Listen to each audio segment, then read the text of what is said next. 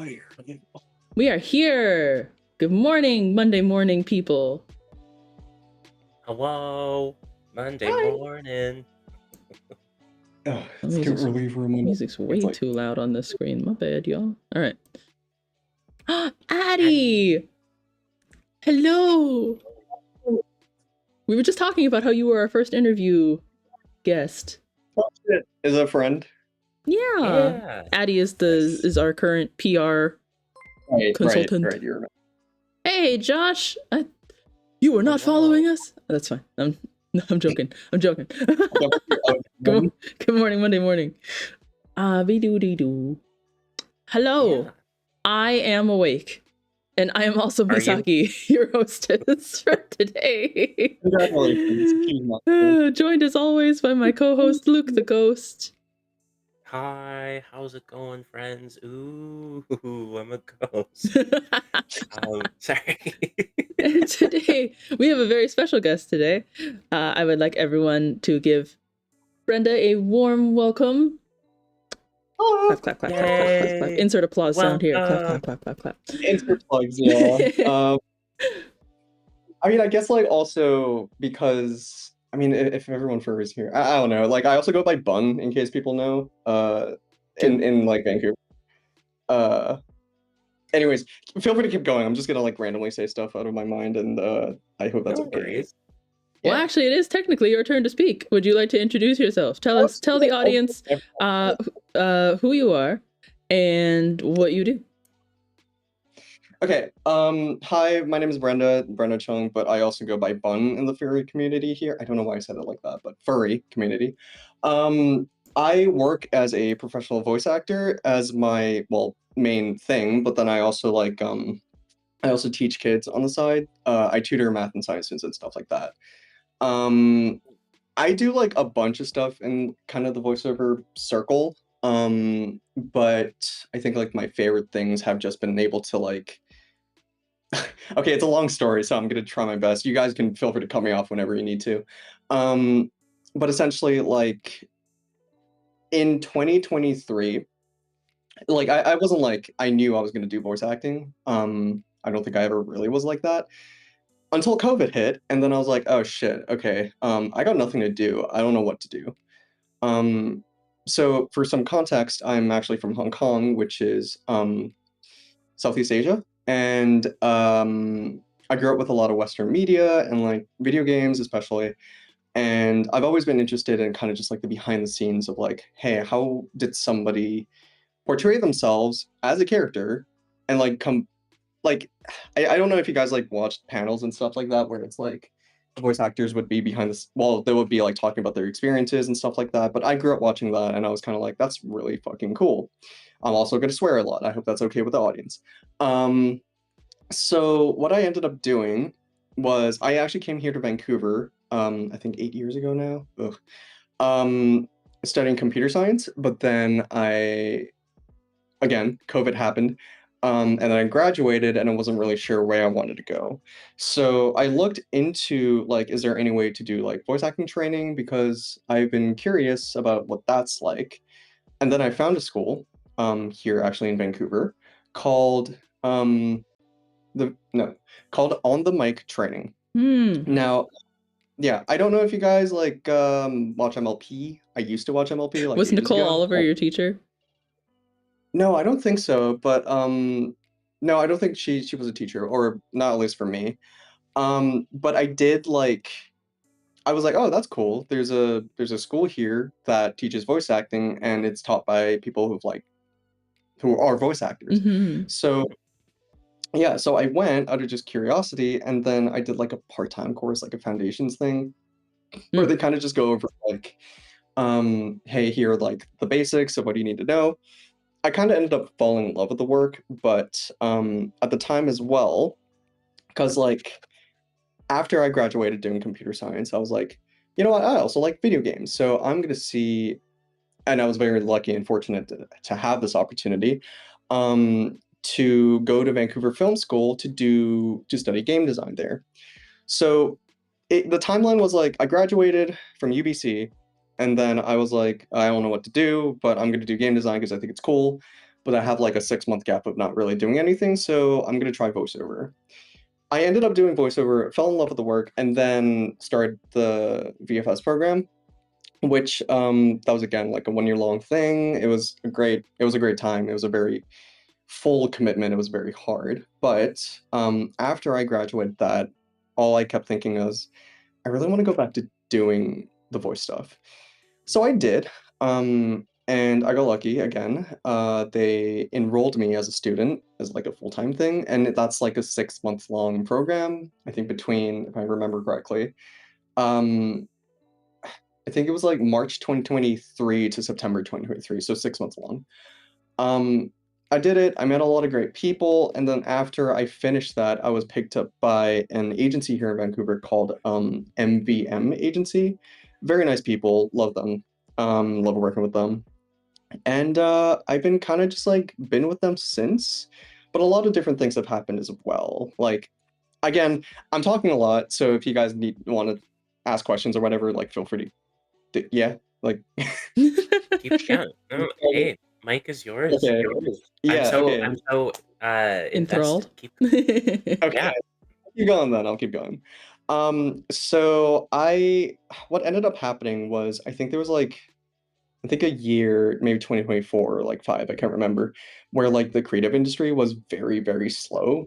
Yep. I know this because like my partner actually, he works as well, currently working as like a game artist, like 3D game artist, teaching assistant at the Vancouver Film School. But during that time, there was just like layoffs and like just, I mean, again, that was also like during the time in which AI for voice was starting to become a thing, and then Mm. like people had to like, fight for rights and all that stuff, and it was very, very difficult to get into the industry during that time. But I still wanted to do the work, so I thought to myself, what are things that I could be doing just to stay productive because I didn't want to like do nothing and be a couch potato. So I reached out to my voiceover school and went like, "Hey, look, I don't know if there's anything I can do to help, but if you need help, let me know and I can be around for that." So I did, and it wasn't until like I think a whole year later they actually responded and they went like, "Yeah, we need help." And I was like, "Okay, what's up?" So, because of that, I was given the opportunity to help them run some panels at actually, funnily enough, Annie Revo here. There, yeah, there was a panel. I think, well, I worked alongside my voiceover school to run 3 panels. And one of them I actually came up with. It was called "We Direct You Act." Essentially, I kind of was like, I was given the opportunity to try voiceover and it was very fun, but I know there's a lot of people out there who haven't had that chance to just try sounding stupid in front of a mic and like actually be heard. So I wanted to kind of create something where it's like, hey, look, if you're curious and you want to try it, here's a safe space, go crazy, we're going to direct you. So what I ended up doing was I asked the teachers, and also just like the people running the school, I was like, hey, would you guys be interested if we try to simulate the school environment at a panel so that we can get people to kind of just try voice acting? Oh, Um, cool. yeah, so that got greenlit, which is great. I had to organize all that, but it got greenlit. And what ended up happening was, there was, I forgot what the room was called, but it was like a really big hallway. Like I'm talking like you could probably fit 1,000 people in there. And I think it was like halfway full. So there was a very, very big turnout, which was very nice. But essentially what we did was we got 3 voice actors. I believe their names are Cole Howard, Asia Matthew, and Jason Simpson. The best I can probably, I mean, you guys can probably look it up, but essentially I'll just tell you some of their most well-known roles. If anyone here plays League, I don't play League, but if anyone does, Jason Simpson's Rengar. I also know he's voiced the Dragon Prince, and along with Cole. So they've been around for a really long time. They're very like high profile, and they're also really nice people. And they were like, "Fuck yeah, we'd be more than happy to do that." So I got them to kind of just like essentially they sat behind like a little table, And then we would have like volunteers coming up on the right side of the room, like lining up. And we prepared some scripts for them, some lines, and then you get to choose. And then you would go up, you would perform, and then they would direct you. But again, it's like we're not taking it like super seriously because I think there's this like it's scary, right? Like you're going up, you're performing in front of like a lot of people. We even specifically had the people like face towards the direct voice actors slash directors and away from the audience because I know that can be very overwhelming. Um, so like a lot of things we had to kind of take into account for because it's like the space itself is very sensitive, I think. So what I ended up doing for that panel was for the lineup, there's a lot of people coming up, and as somebody who understands, like, yeah, that can be nerve-wracking as fuck, I kind of gave everyone like a little pep talk. I was just going like, okay, look, you're doing this for fun. It's not serious. Just do whatever you like. Okay, don't do whatever you want, but like, just have fun. And I was kind of just going like, hey, look, like breathing exercises or just like talk to me and just, like tell me how you're feeling. Like a lot of kind of just like getting people ready for it mentally. And it was great because at the very end, I think like once we were wrapping up the panel, somebody came up to me and went like, "Hey, you really helped me with my nerves. Can I get your autograph?" And at that that was Oh, very touching. Yeah. So since then I've been doing like a lot of community work. I actually work for my voiceover school now. I help them like with administration stuff. Hmm. Also just like event hosting. We're trying to reach out to different schools here in Vancouver because there's a lot of creative schools here, and we're trying to kind of go like, hey, we're good at what we do. Let's collaborate because I think there's a lot to be done in like kind of spreading the voiceover community because it's a very fun and it's a very rewarding and there's nothing like it that can be replicated. It's very unique and I love it and I just kind of want other people to also like it as much as me. Mm. So yeah, so like I've been working with that school to do that, and on top of that, I've also like I had this whole thing where because things were slow, I was like, maybe I should do it on camera as well.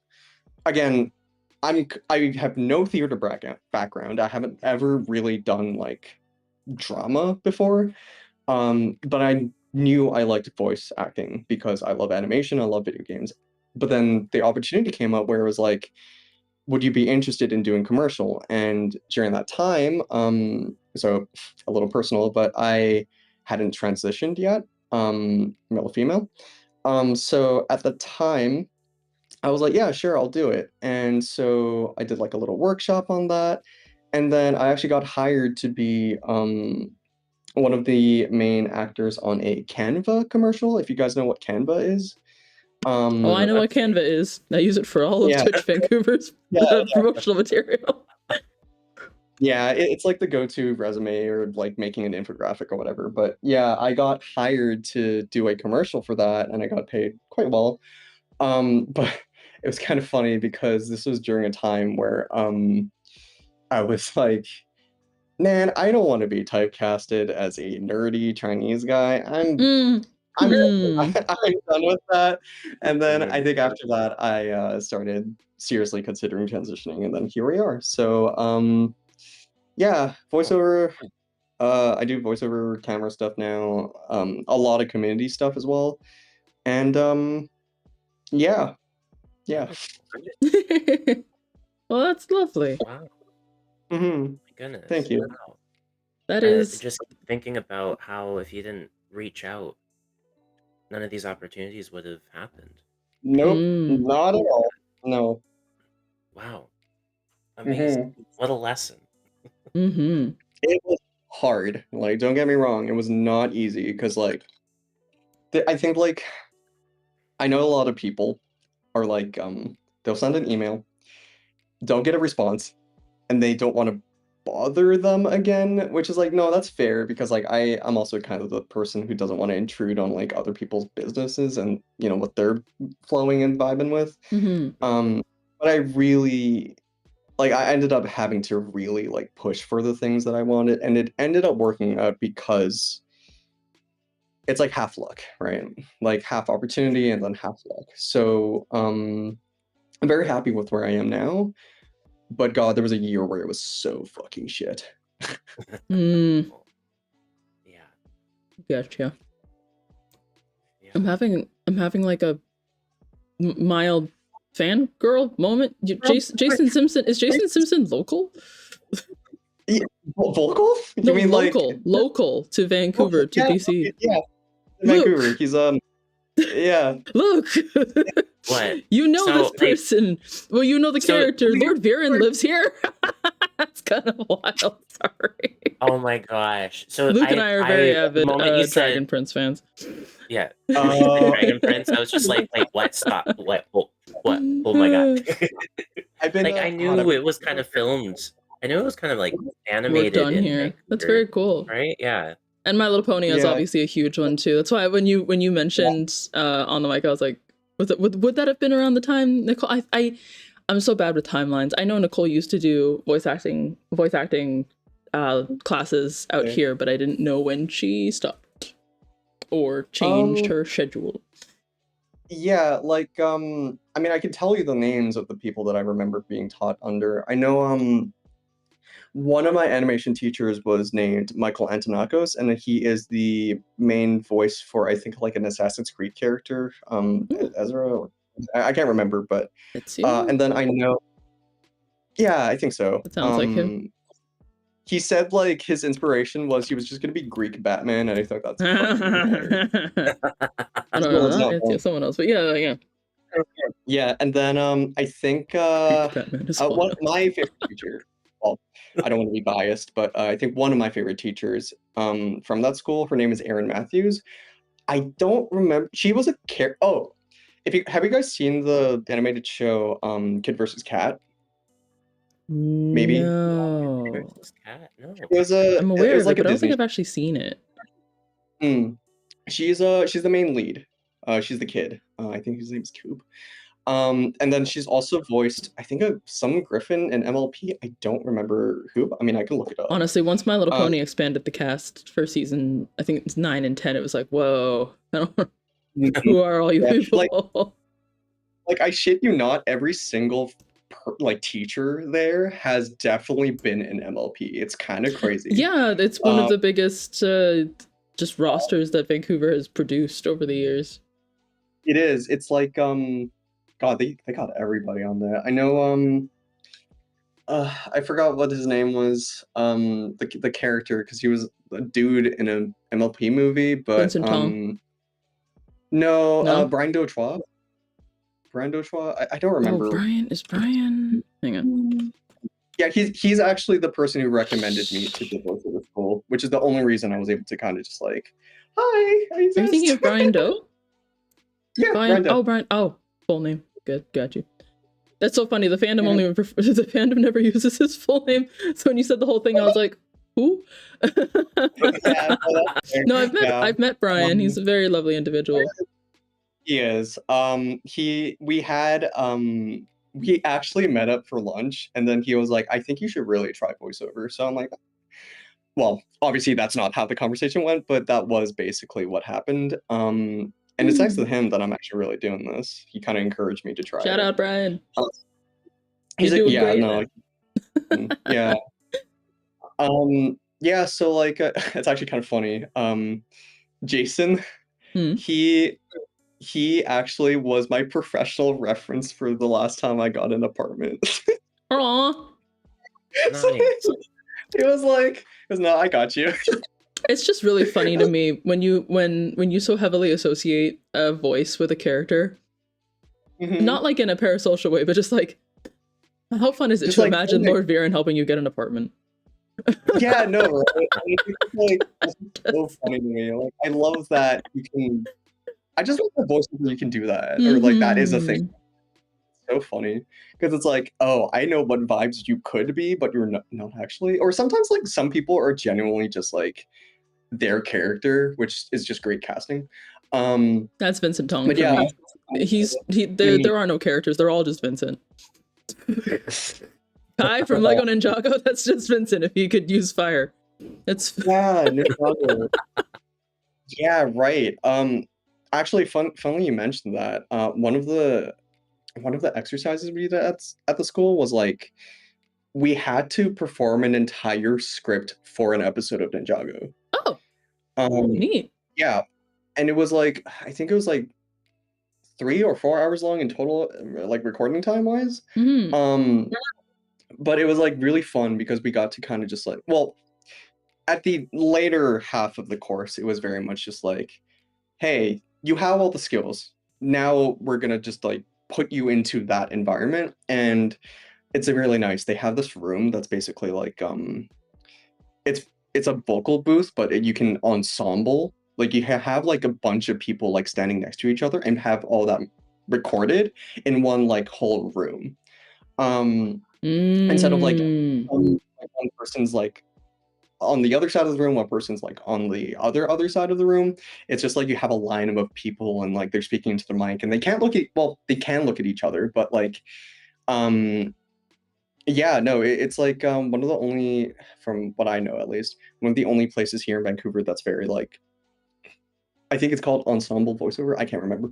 Um, but yeah, it was like it was very difficult because we had to be basically standing up the entire time. Hmm. Um, yeah, I can also go into like the whole fucking do's and don'ts of voiceover, but like that's a whole other thing because I think ultimately so like I love voice acting, but I also love teaching. So ultimately one of these days I want to have or get to the place where I can teach voiceover because I think it's very fun to be able to explore yourself and like what you want to show to other people. And yeah, I'm very passionate about it. I can go on and on forever, but Yeah.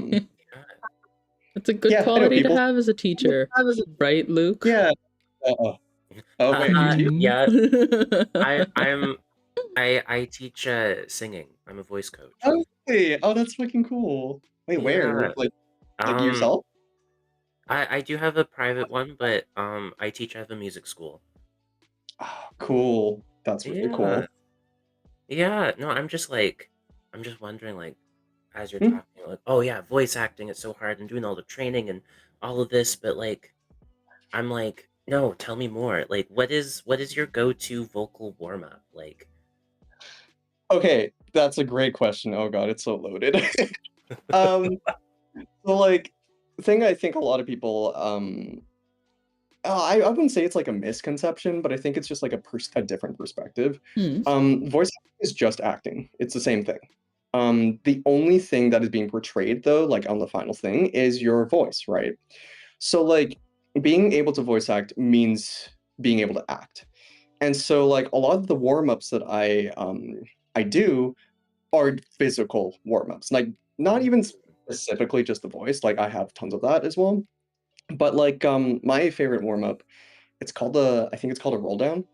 Essentially, you stand up straight and then you bend your back all the way down, but you're like trying to feel like each notch of your Hmm. spine as you go down. So it's a very slow process. It's not like you don't rush it because oh my god, you don't want to do anything to your back. And you're just like bending your neck down and then your upper back and then your middle and then your lower back until you're on the ground. Wait a couple seconds and then come back up. It's such a good mental reset. It's because you have to really focus, especially because the blood is rushing your head as soon as like you are facing down. Um, and I find that like for people like me that tend to get in my own head about like, oh god, I'm gonna overthink this. Oh no, I'm gonna just focus on doing one thing. I can take care of the next later. Um, that is like probably my favorite and most used warm up.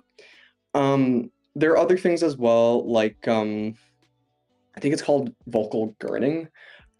Essentially, you're literally just like I'm gonna demonstrate. You're just like doing this, and you look oh, fucking weird. okay. uh, It looks like what you're doing is you're just like really using your lip muscles and your jaw muscles, mhm, accentuating everything. yeah, Yeah, exactly. I Yeah, and I have an doing has this. exercise like that called glogle. You have to say like glogle, glogle, but you have to sing it like glogle, glogle, glogle, glogle, glogle, glogle, Oh, yeah, glogle, Yeah. and yeah. you have to move your lips and your mouth just like you did when you're doing it. Yeah, yeah. Mhm. So it's like you just need to warm up the face muscles really, as you said. So it really is just like just move your mouth, move your tongue, move everything so that it's like warmed up. Because like, for example, I'll give you an example. If you're doing like, this is a great example, like a medical infomercial or something like that, where you say a bunch of drug names, like they are possibly some of the hardest words to pronounce because they all just are tongue That twisters, right? that makes sense.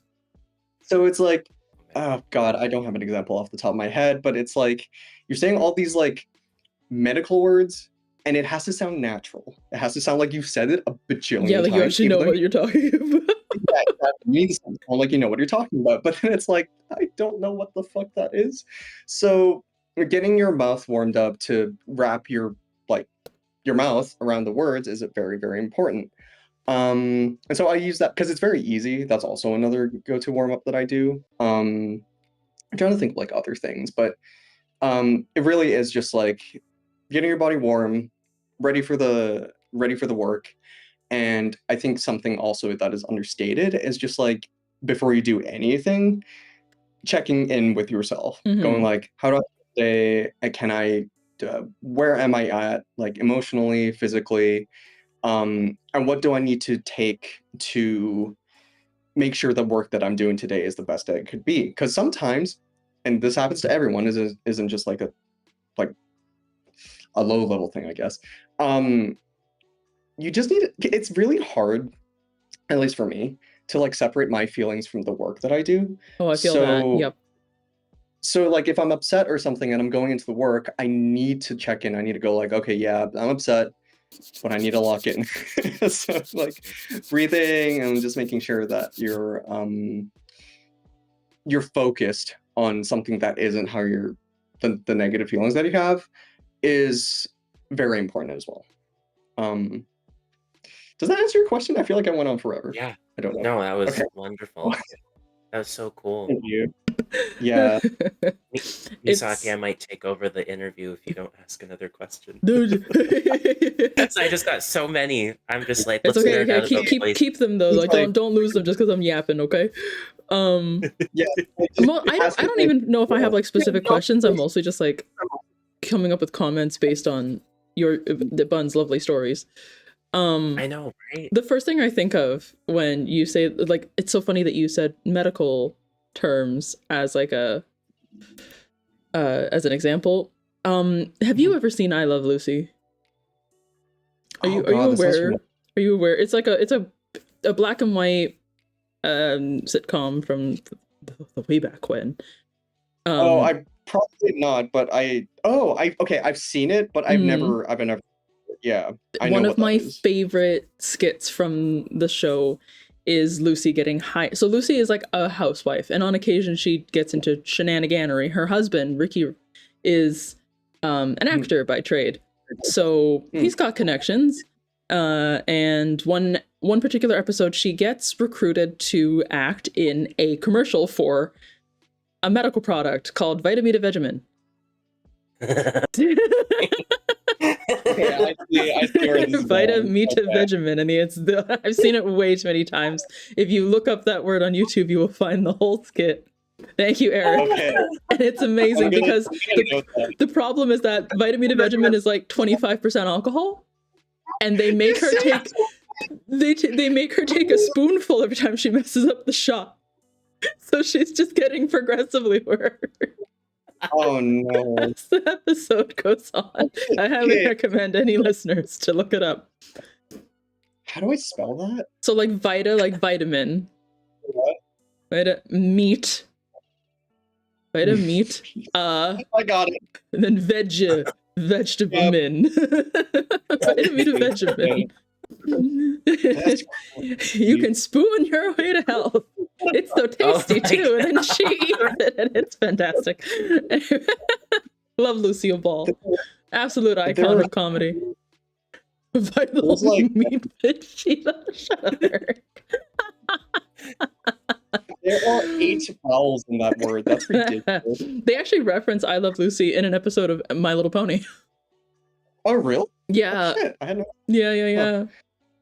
when Pinky and Fluttershy go cherry picking and they have to separate out the red and yellow cherries, it's a reference to an I Love Lucy episode where Lucy and her best friend Ethel are working at a chocolate factory because they want to prove to their husbands that they're not just stay-at-home wives. They can earn an income too. It goes just about as well as the My Little Pony episode. Right down to Lucy shoving them in her hat and running to the end of the conveyor belt to try and eat them in her mouth. Yep, it's all there. I know. That's crazy because I know exactly what you're talking about too. Okay, that's funny. But yeah, like, I mean, voiceover is really fun. There's a lot of technique that goes behind it, but there's also just like a lot of you had. Oh, right. And you were saying, you know, it's so important to remember that voice acting is, at the end of the day, acting.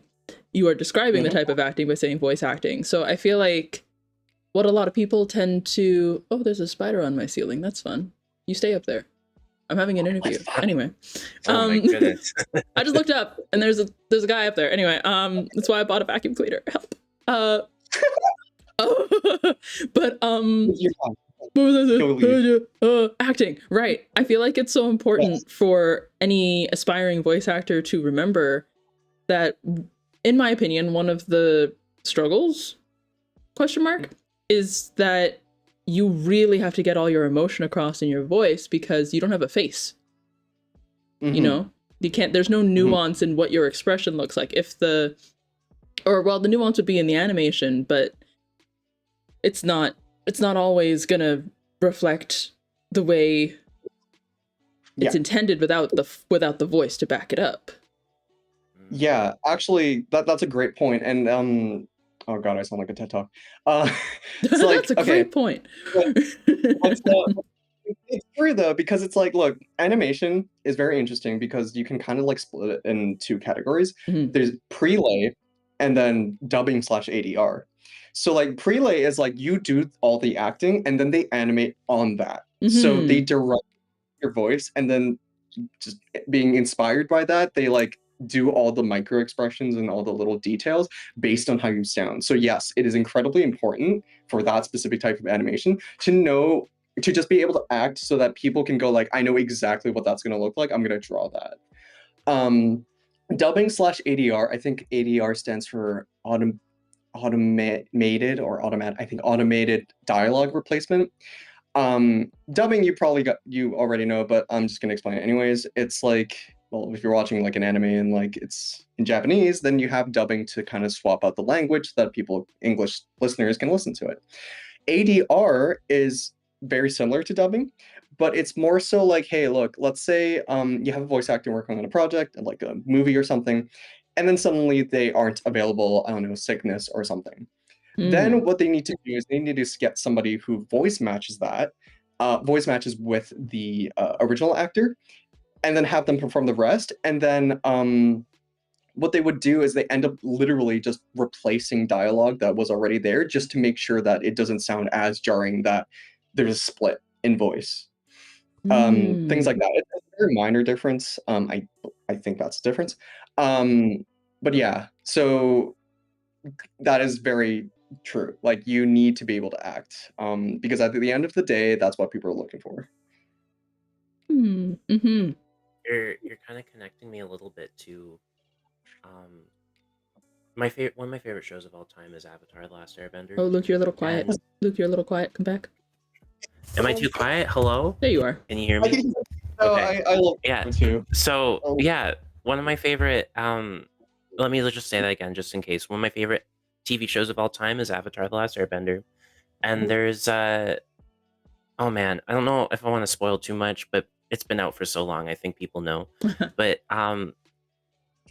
towards the very end, when Azula, the character, gets captured, and there's this scream. Yeah. And I remember when Greta Lyle, the voice actress, I think she was on an interview talking about how she actually needed to like excuse people from the room, like tell them, please get out. I have to actually tap into one of the worst parts of my life to get this scream.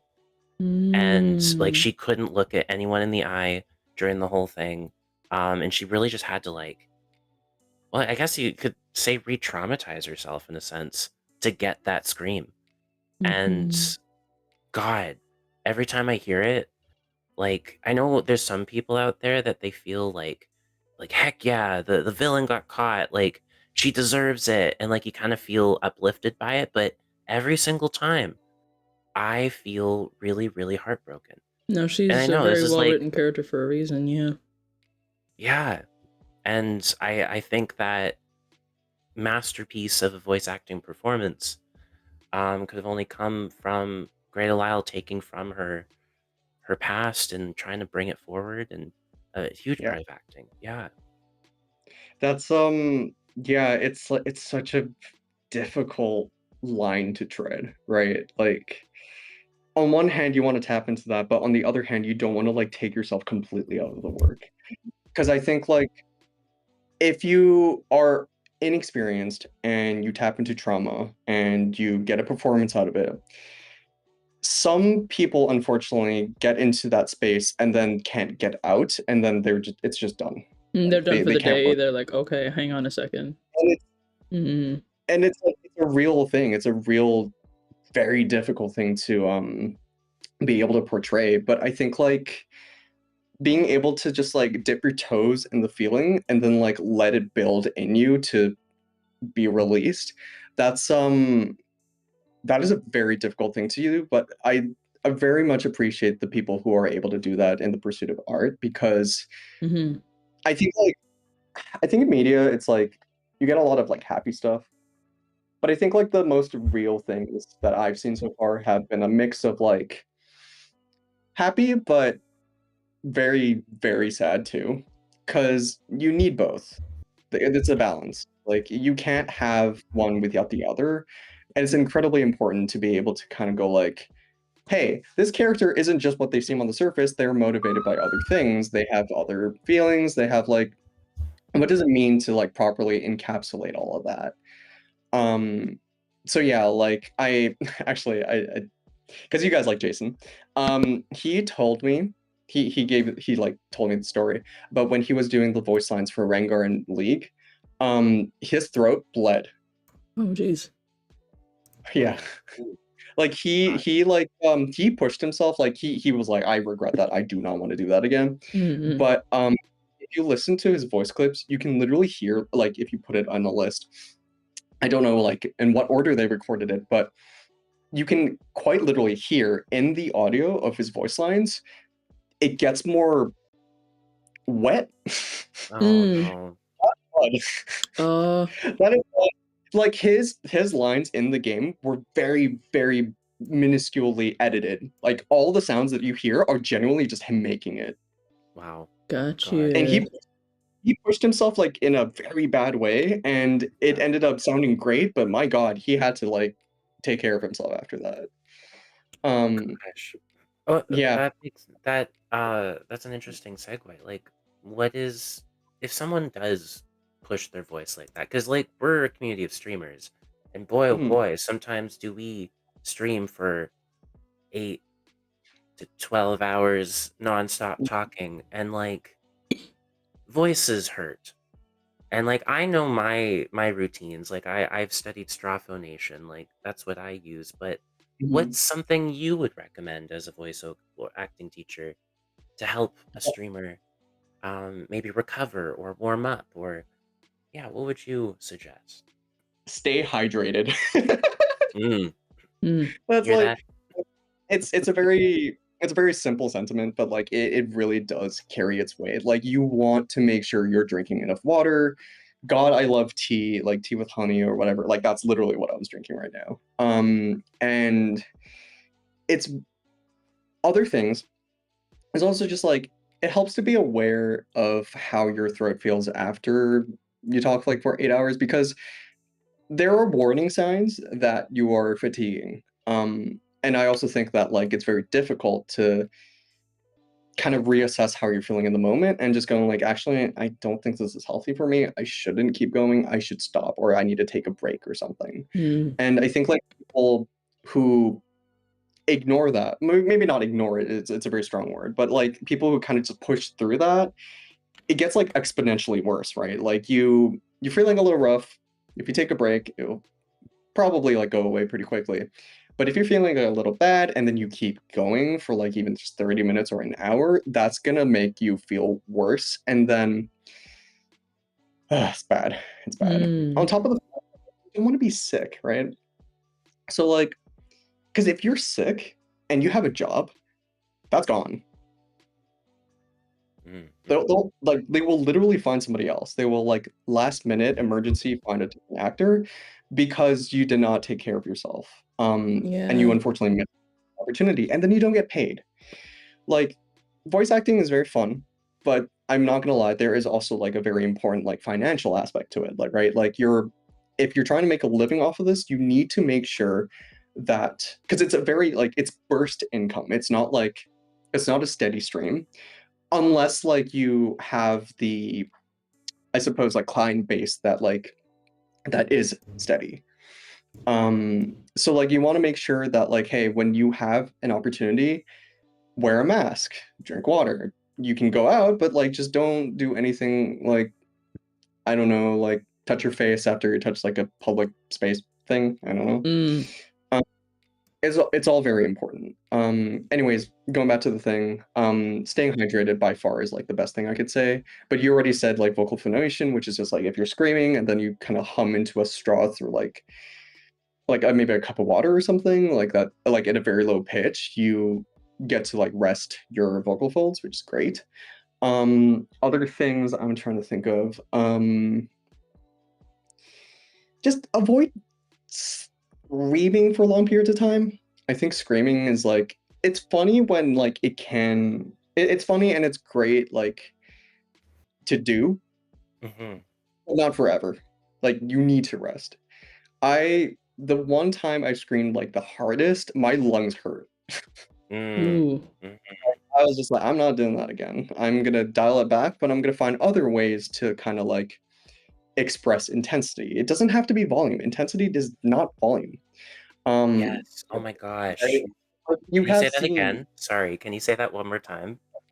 intensity is not volume. It's very Oh different. my goodness. Thank you. You Okay. can have like you can have somebody who's like whispering to you. He's gonna kill you, and it's very intense. But like he's not yelling.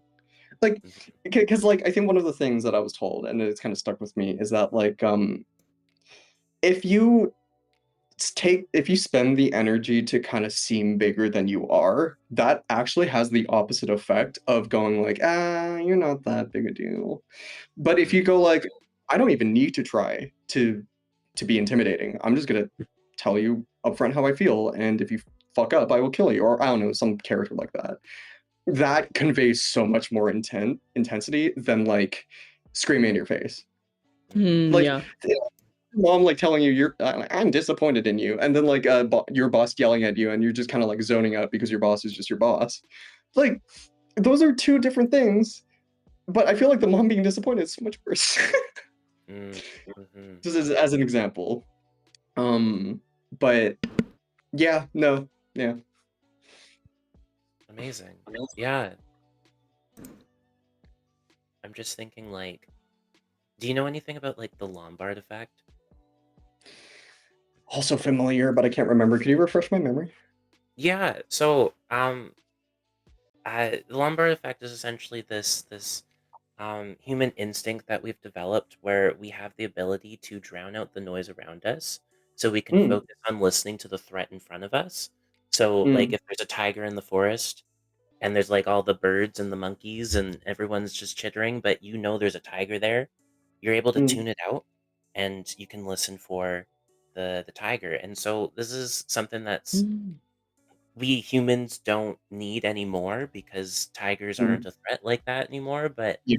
um, we still have this instinct where if you're in a loud, noisy room and you're talking to someone right next to you, you're trying to like tune in. But something that we don't realize we're also doing is we're lifting our voice up to a higher volume so we can talk to each other. Mm, And you don't realize you're actually screaming at each other. Mm. Um, yeah.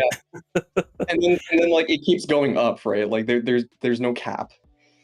Yeah, well, especially in like a bar or something where Yeah. Oh yeah. everyone's like drinking and then the volumes just get louder and louder anyways. Mhm. But I would say, like, I guess for my streamer community, like, try to keep your game volume a little low. Maybe have one ear open if you can, and just sometimes we gotta recognize, like, maybe we're just speaking a little too loudly for too long. Yeah. Like, hydrating is important, but I think the second biggest thing is just literally just don't talk. Like, just rest your voice. Don't try to say more things because, like, if you know you're tired, the easiest and fastest thing you can do to make yourself feel better is to literally shut up.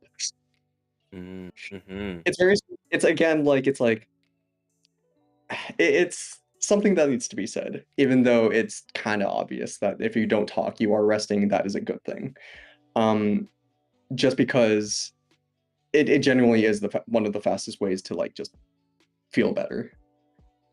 Mm-hmm. Yeah. I when we worked the Twitch Vancouver booth for Fan Expo this year, after I've gone to like a decent handful of concerts over the years, so when I'm at like a bar or anywhere where there's loud music specifically, it was like, oh no, I am acknowledging that I need to shout, and sometimes I'll just give up. I'm just like, no, I'm not. I just don't have anything to say right now because I don't want to scream.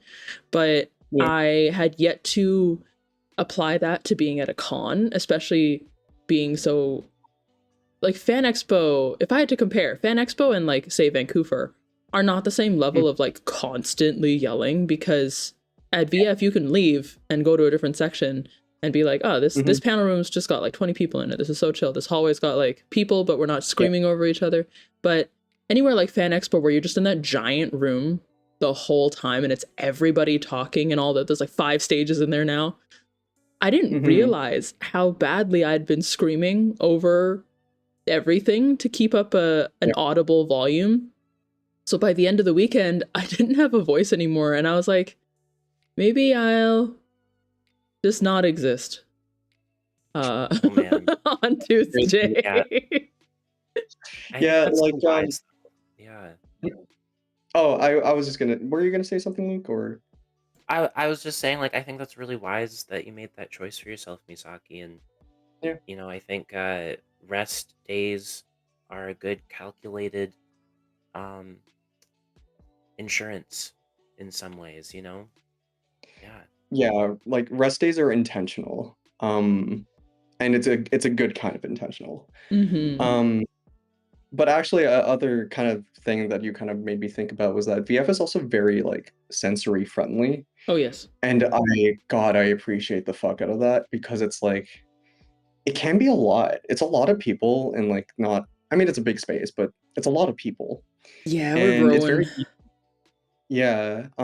Meanwhile, I think like last time I went to Annie Revo, or I don't think I've been to Fan Expo, but like I would Same imagine venue. like right. Oh, cool. Okay, yeah. I would imagine that like that situation would be like there aren't really places to kind of just like get away from the noise, I'd imagine, Yeah, or like it's like harder. not like at con. You could leave completely and just Yeah.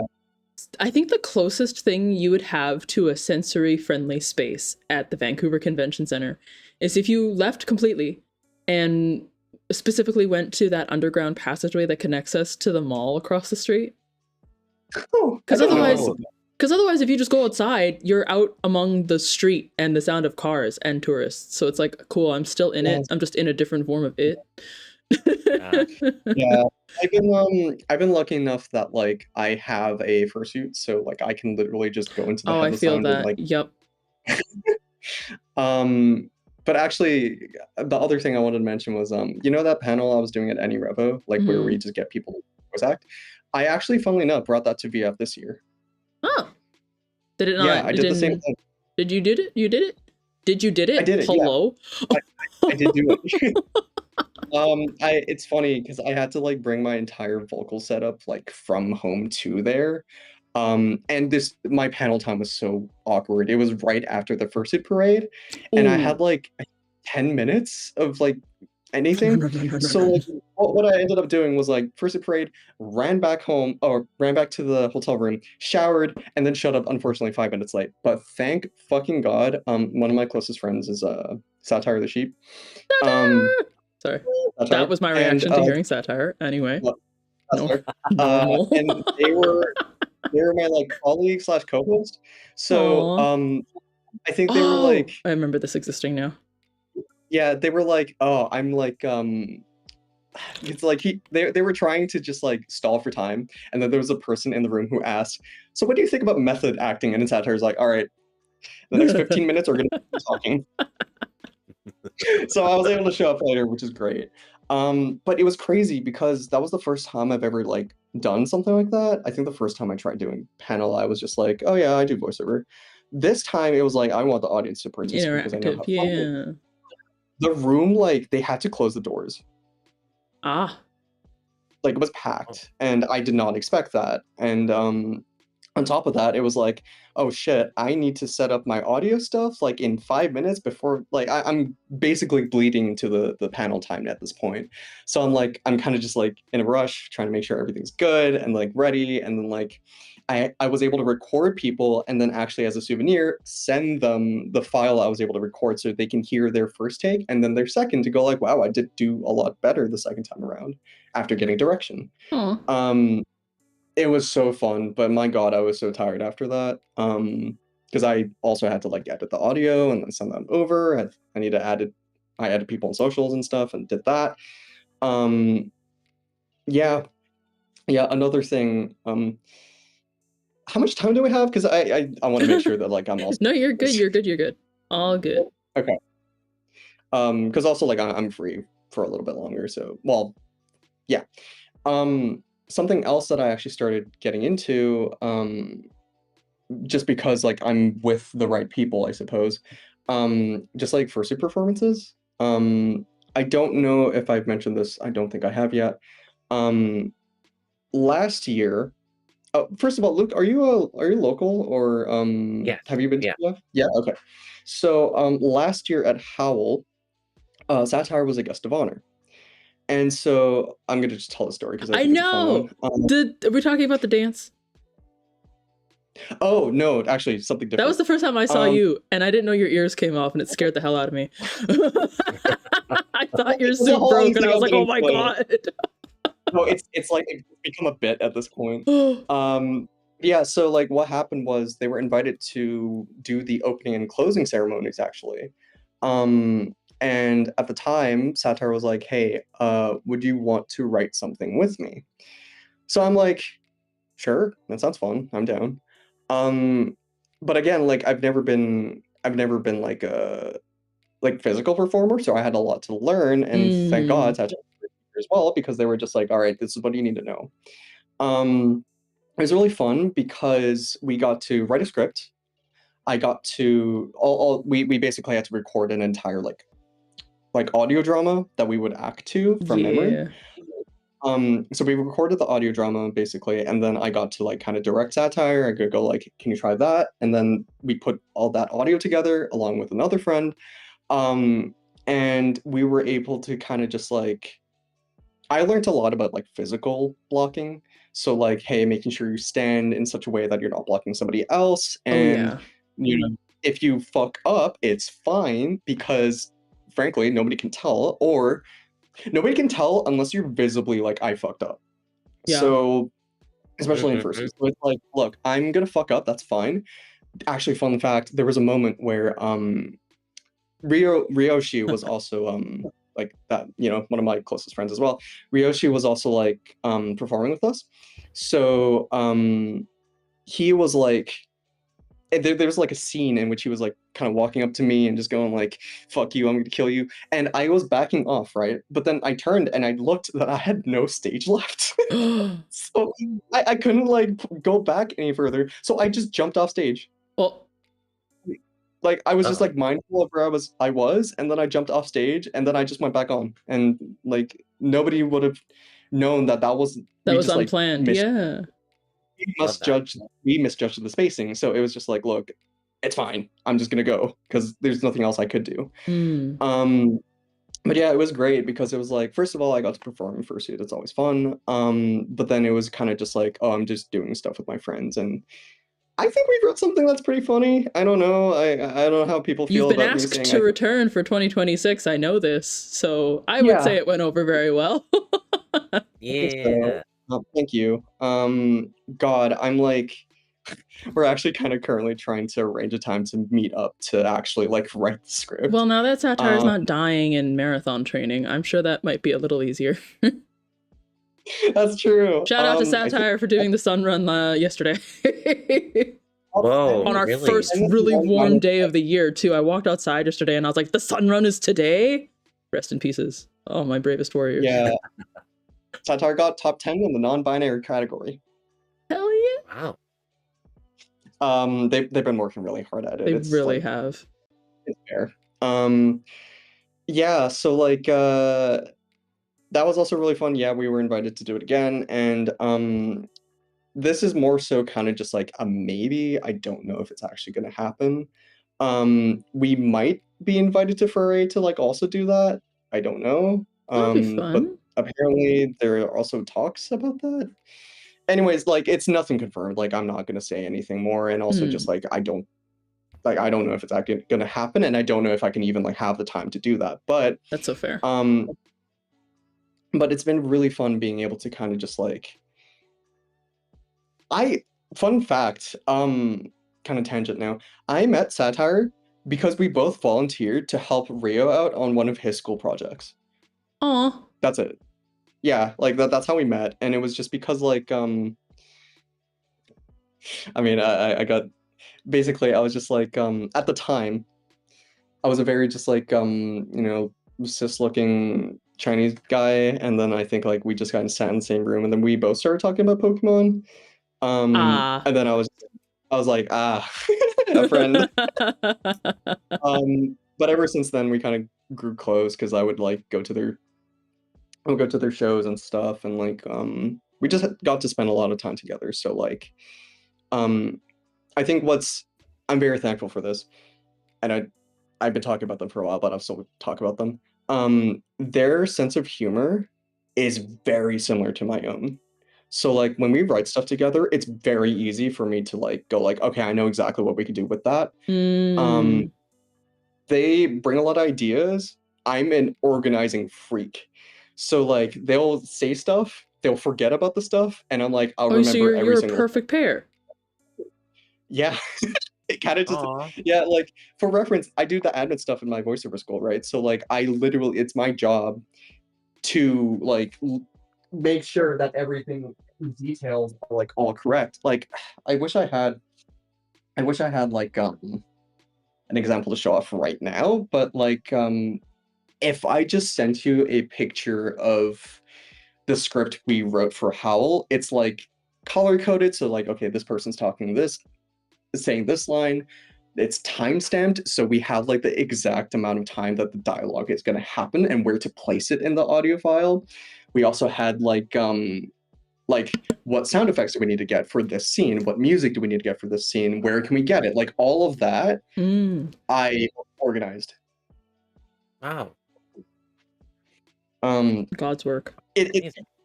it's fun. I am addicted to organizing, so like it's something I need to be careful with because I can lose my entire day doing that. You're not the only But person I know who's like that. Shout yeah, out to you I if don't you're know. listening. You know who you are. Yeah, you. A certain death. But yeah, like I've been very thankful to have like all these opportunities, but it was very much kind of just like things happen. All I really did was I just put myself out there. That yeah. Mm-hmm. I love that. Honestly, that's such a mood. I've had so many people ask me, how did you become the organizer for Twitch Vancouver? And I'm like, I just asked. I At the time, I didn't think we had one because post-pandemic, the original organizer had, the pandemic happened. How could you host events anywhere? yeah. And they just never picked it up again. When I asked, she came forward being like, no, we're still here. If that's a thing the community's interested in, we can try again.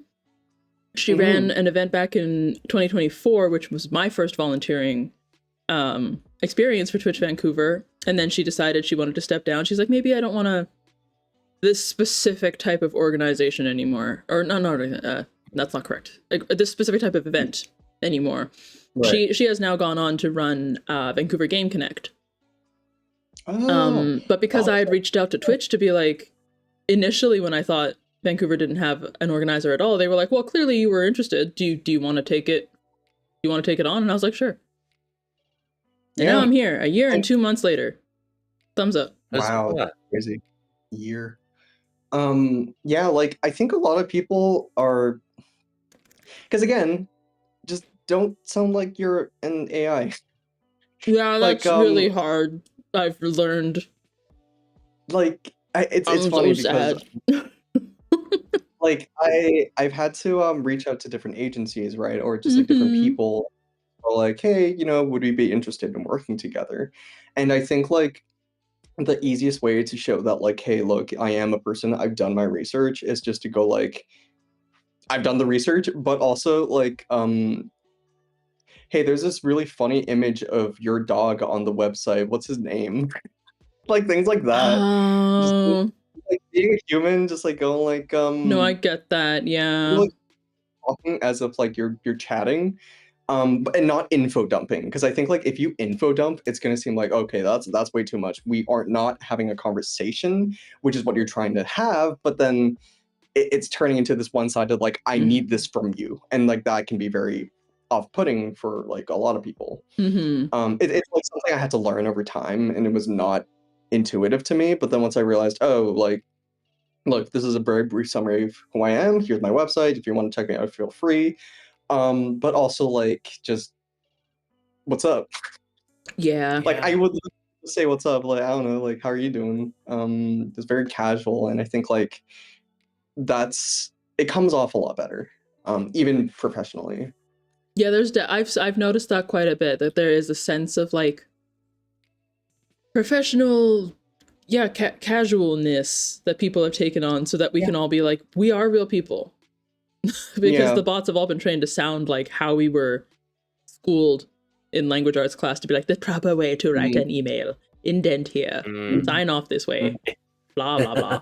Yeah, like I'm always going to be like, look, AI is great for like research and development and like sciences, but under the people who know how to use it properly. If you don't know how to use it properly, it's not going to be very good. It's gonna, I don't know, like, I've had like talks with like with people that are just kind of like, hey, look, it's dangerous if you don't know how to properly use it, or to think critically, because it can become an echo chamber. You're going to hear your own ideas back to you as if somebody else agrees with you, and that only just reinforces a way of thinking that can be dangerous. Not always, but it is something to be mindful of. And I think like, I just kind of wish more people were mindful of it, I suppose.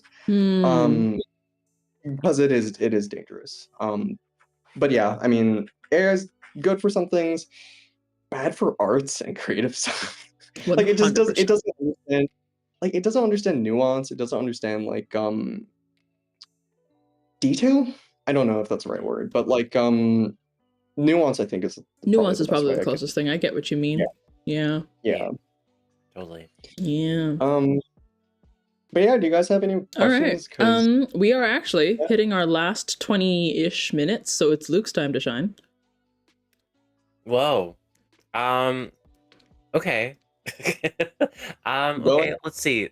I noticed your profile picture is like a combination of a Bronzong and a Hippowdon. What is your relationship with these two Pokemon? Okay, so this is an inside joke with some of my friends, but like ages ago when I was still in university. So Bronzong and Hippowdon, I think, was the other one. Put them together, you get like, there's a Pokemon fusion generator thing like online. Yeah. And they mashed those two together, and they got my old dead name. Okay. That makes sense. Yeah, and like they all kind of just like they changed their profile pictures to that too, one of my friends actually used Shieldon instead, so it's like Mm-hmm. Bronzong and Shieldon, so like he has a mini version. But we've all been using the same profile picture for I think now like 4 years, and I will never change That's that. Oh amazing. my gosh. Yeah, I'm like committed to the bit, and I will die.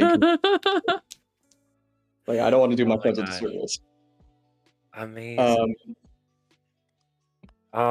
What would be your favorite Pokemon? Is this just gonna be turning into a Pokemon nerd out? Maybe. I mean, if you want to, I can talk Luke's VGC. first ever rapid fire segment completely about Pokemon.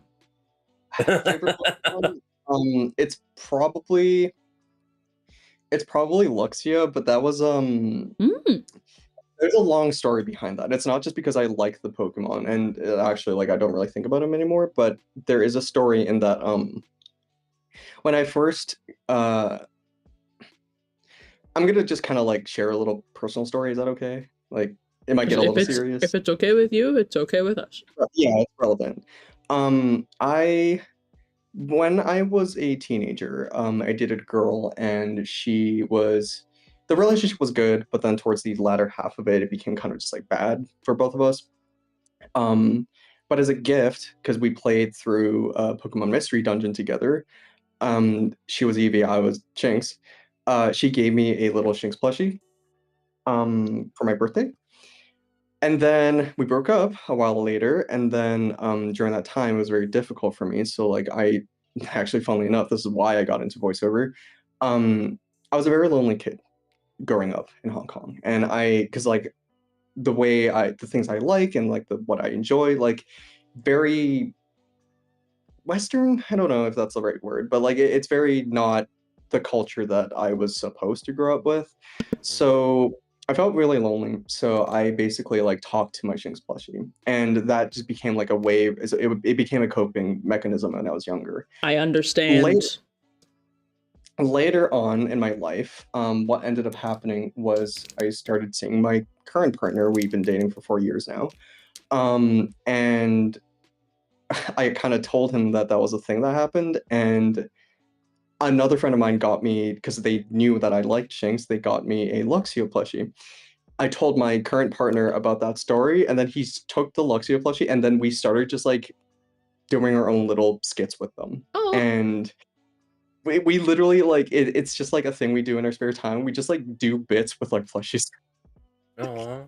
that's literally, I Um, used to do that with my mom. And I don't mean like as a when I was a kid thing.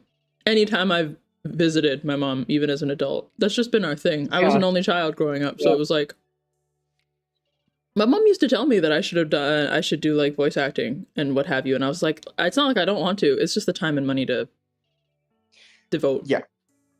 It is Mm-hmm. like you do need to like spend the time. But yeah, like the only one of the reasons why I was just so emotionally invested in voice acting was because it was just a way for me to outlet things that like I didn't think I could normally like Mm-hmm. put out there. So like obviously like these days I'm doing a lot better. Like I'm very happy with where I am now, but during that time it was a way for me to communicate, and it was very important to me. That's why Luxia is my favorite Pokemon. Oh, I love that. Oh. Oh Yeah, my. everything has a story. I love it. But yeah. Um, okay, if you could have a dinner with any three people, and these three people could be alive, dead, or fictional, doesn't matter. Who would these three people be?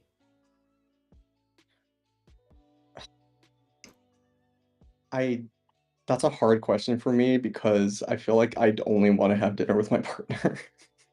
Okay, Oh, Like, so what if it was your partner and then like your favorite fictional person and your partner's favorite fictional person?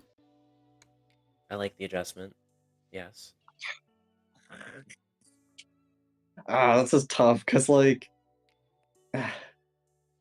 look, if I had to have dinner with like I'm not like a kind of person that has a favorite fictional anything. Hmm. Um I like a lot of things. I like very like I like a bunch of stuff. So if I literally had to choose what I have now, which is my partner and like my plushies, I'll do that. Like any day of the week, I DC. Like I know it's not really like Aw. an interesting, like entertaining answer, but like he Oh, helped me through a lot of lovely. things. Like, yeah, like genuinely, he helped me through my transition. He Shout helped out, me Leggy. when I You're was really cool. Sorry. Yeah. seven. He helped me with like I was like, I don't should I do voiceover? He was like, yeah, do it. Like he helped me with everything, like a lot of things. And I would not even be close to the person that I am and like how satisfied I am with where things are if it weren't for him. So I genuinely don't want to have dinner. And also I'm kind of just like a quiet person. I don't have socials. I didn't really grow up with Instagram and stuff like that. So it's like if I just had to have dinner with somebody, it would just be him. Like I like quiet. That's Aw. fair. I think it's a perfectly valid answer to be like you, your partner, and then like an actual Luxio. Oh, that would be cool. Like that counts. Oh my gosh. Oh, Yes. Like no, that Alexio is and Shink's pair just eating, sitting at the chair with you with a little dish of Brock's cooked up yeah, Pokemon pellets. Yeah, sure. Oh yeah, That's so yeah. valid. What do you yeah, mean? yeah. If I had to choose, it would probably be that. My partner and Uh, our pets, our would-be pets. would be. So Um, cute. yeah. I like it. I like it. Um, gosh, I don't know. What else? What else could we? Should I do like one more? Yeah, you got time for like a couple more. You got Yeah. time. Oh, typically we go for an hour. Is it? Are we going Oh, we for a did an little bit hour 30 longer for this time? Nyx. We've kind of just been Oh, okay. wrapping it Doesn't up when matter. it felt right. Oh, okay. Yeah. I mean, like, I'm more I'm so I'm chilling. Vibe Okay. check. Favorite food. What's your favorite food? Oh God, good question. Favorite cuisine, definitely Japanese. Yeah. Um, but favorite food, I don't know. I have like very specific favorites of different cuisines. I think like for Mm. example, I mean just last night I cooked like a Thai grilled pork neck. It's very easy to bake. Ooh. But yeah, cause like I haven't been able to find a place here that does it the way that I grew up with, or like, I say this, but I probably just haven't found one place. But I just found a really good recipe for it, and then I tried it, and I was just like, this is very nostalgic. That's been great. Um, like a lot of my favorite foods are genuinely just like home cooking stuff. Like Mm. things my mom used to make. I mean, she still does, but I asked her to kind of just teach me like how to make it so that again, my close family is in Hong Kong. And frankly, I haven't actually been back to visit them in 2 years, 3 years, something like that. Of course, it's only been made difficult because I started transitioning and like there's the whole things like there, but we still stay in touch and we still talk and they're supportive as much as they can be. Yeah. Um, so like my favorite things have just been like to take the time to make my own meals. Um, I also really like Korean barbecue. That shit fucks Oh like really yeah. Mm. hard. But I would only really save that for like special occasions. Or my birthday, That's a special if occasion. anything. Yeah, yeah. Oh yeah. Um, Yeah. Man, I did Korean barbecue for the first time like last December. how was that? I mean, like, yeah, that was a lot of chopstick practice. Yeah, accurate, yeah. But it was so good. I was confused though, and I was also overwhelmed when they started bringing out all the dishes and like all the different types of like Side meats and dishes. veggies and like it's like all arranged in a special way and I'm like, Yeah. "Whoa. What's going on? I'm so overwhelmed." And then my It's friend guided me through it. Yeah. like Gosh. like short rib, I think is the name of the meat. I can't remember. It's so fucking good. That It's sounds right. ridiculous. Short ribs like my go-to for yakiniku. Gosh, it's so good. Like obviously I could just go like, oh, Wagyu or whatever, but like which by the way, I've had like once in my life. It is really good, but it's also fucking expensive, so I'm not gonna go out of my way to buy it. Um There. but yeah, like short rib is probably like my favorite go-to at a Korean barbecue. But yeah, yeah. Cool. What about go-to karaoke song? You just asked a very loaded question. Amazing. So actually, I'm gonna do something. This is kind of off. This is weird, but I swear to God, there's a reason for this. Do you guys want to see my vocal booth? You have a vocal booth? Oh yeah, I did. Check do you this. want me to try and get it on stream? Yeah, do you see this? Hang on. Do you want me to put your camera on stream? If you wanna. Hang on, let me just. Oh my gosh, it Ooh. looks I'm just so like, hold cool. on. I gotta. I know how to work technology. 1 second. How do I pop out this window? Pop out video. I did it. And then window capture. And this one. I did it. Behold, chat. Behold that thing that's super cropped and up there for some reason. What? Vocal booth. There it is. Okay. We I'm just gonna bring it forward. I don't know if you can see it, but there's a shit ton of Pokemon plushies like at the very back there. I think I do. They're so cute. Yeah, I mean, they all have their own stories. Aw. Yeah, it's also like my little music room, and then also this is my blue screen for like doing auditions for like on camera stuff. Cool. But do you see that stand over there? Yeah. Do you see that stand? I brought this to VF. Huh. Oh yeah. This whole setup, like I brought, and I was just like, it was so hard to assemble, just like all at Your once real because self. it was just like, hello. hi. I mean, it's cool. You can go on my website. My face is there. Like I'm on a commercial. Like I DC. But yeah, like this room is just, it's just because like it's so quiet in here. It's like the opposite. Like if I'm ever overstimmed, I just come in here and I hide for like an hour and I'm good. Like it's so. That's so valid. Yeah. Yeah. Yeah, and then man, I kind of want to show this off because I think it's really cute. I bought this thing at oh god, what's it called? Daiso. Oh well, yeah. And it's like this little, well, you can take a look. It's like this little plaque and it's just a plastic, but my partner drew me Wait, and they my have them plushie. at Daiso? Yeah. Heck. So like it's adorable. And then like literally if I ever wanted to, why am I doing this? I'm doing this because it's fun. Okay, give me a second. If I turn off the lights, this becomes a rave. Rave room. Hey. Yes. I can do wait. Hold on. Holding. This is the most. Yo, you see it? Yeah. The camera's picking like, it up quite nicely. But yeah, you could just like do this whole like I live here sometimes. It's great. I want to do this so bad. So like whenever I'm just like I'm gonna practice piano today, I just do this, and then I get to just vibe. Oh, brilliant. That's incredible. You're wearing a nomad comp. Sure. Oh yeah. We are furries. We are simple. Yeah, like I love them. Every time I go to a con, I make sure I get something from them just because they're good people. Hell yeah. Also like one of the vendors is actually like I think Satire's partner. Yeah, Ripple. Yeah. Ripple, yeah, exactly. So like I always make sure I go and say hi to them and whatnot. Yeah, that's the vocal booth. Good people. Yeah. This table is also a stand table, so I can literally just like I can stand up or sit down. It's great. Oh, amazing. Yeah. Peak. Oh, anyways, just leaving. Amazing. Blast doors, Thank you for sharing. Yeah. All right, I think we have time for one more Luke question. Yes. Oh no, what's my question going to be? The pressure's on. Let's see.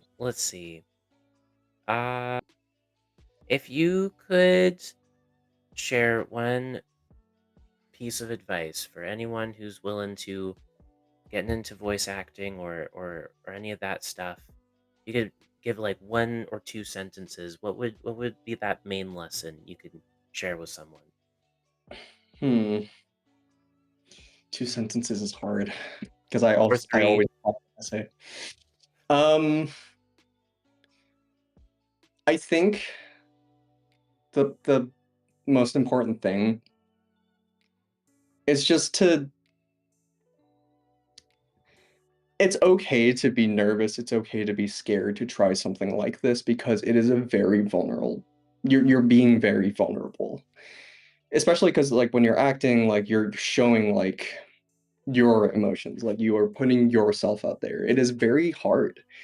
It's not, and so like if I had to give like a like one piece of advice, it would just be like just try it and have fun.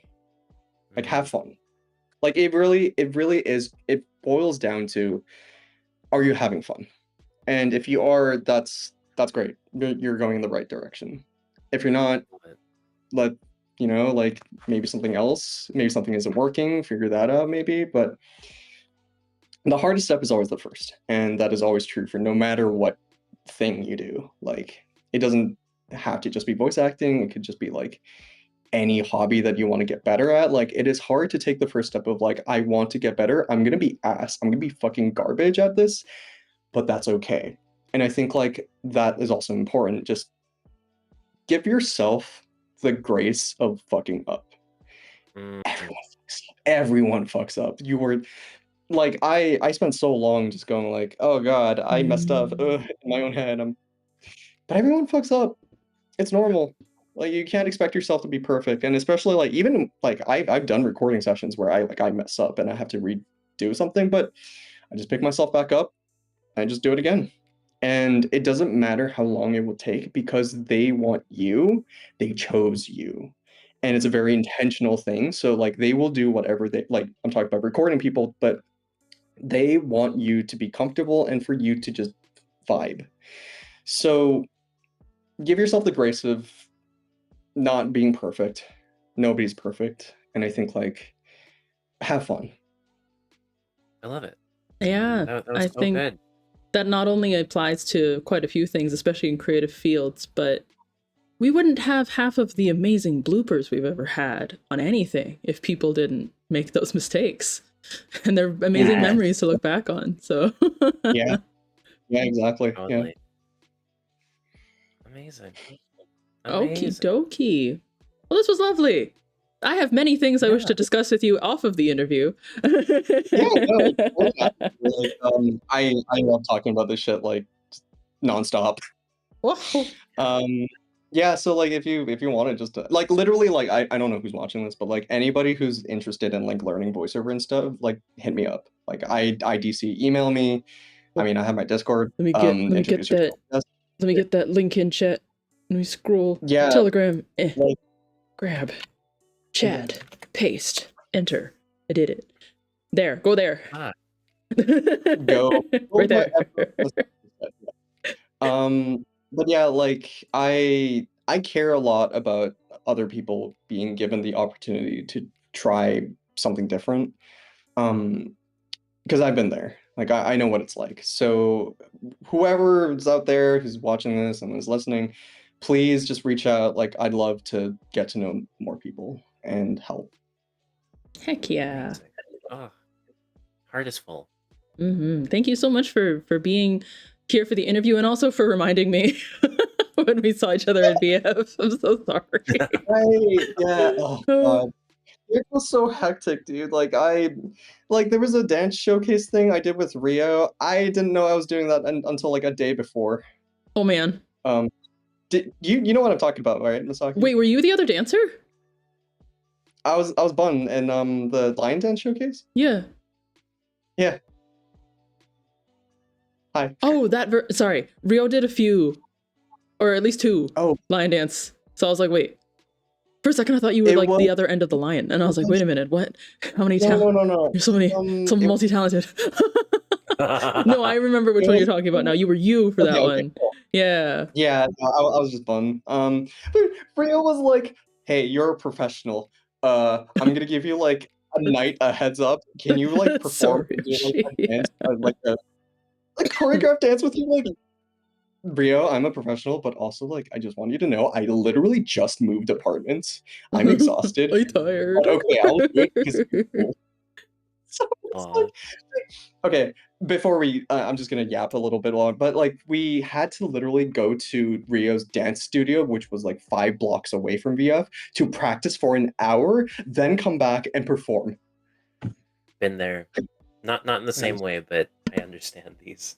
God, it was so stressful, but I don't think like people knew that we had 0 time to prep, which is great. So I'm just gonna pretend, yeah, it was all planned. I knew what I was hey, doing. yeah, that's always great. Like you said earlier, no one else can tell when you've made a mistake. If it's their first time seeing it, they're like, yeah, it's supposed to look like that. I don't know. Just go with it. Yeah. Anyways. Amazing, incredible. Alrighty, and as always, folks, if you came in late, you can catch the entire thing up on YouTube once I get it up there. We don't edit any of these, so because we don't have an editing team. So the whole thing will just be up on YouTube. I add little timestamps so you can see the segments of the interview. That's about it. Yeah. Yeah. Yeah. Well, thank you guys for having me on. That was a blast. I very much enjoyed that. Yay. Yay. All right, I'm gonna move us to our ending. Don't leave though, folks. Don't leave, chat. As always, we're gonna raid somebody. And I get to raid people who are live on Mondays. We're not usually here. Yes. Monday. So I'm actually gonna raid somebody whose name I don't know how to say. Stalfeder? Oh. What are they doing? They're currently working on I believe their webcomic. Ooh. Yeah. That's cool. Can I send this through as Misaki? I can. Hooray! Nice. What should our raid message be? Oh, right. We don't have like a channel. What's a relevant they just put the cat on screen in Tobeans. Sorry. What? Tobean raid. No. No, that's not a good one. It could be what an intrusive thought. Just beans. Beans? But we gotta go quick. We're almost halfway through. We could just Timer. do beans. Beans? Yeah. Hang on. I got this. There you go. You got it? Okay. Beans. Copy and paste your beans, chat. Copy and paste your beans, chat. Bring your beans into the next raid. This sounds weird. It's fine. We're making soup. We're making soup.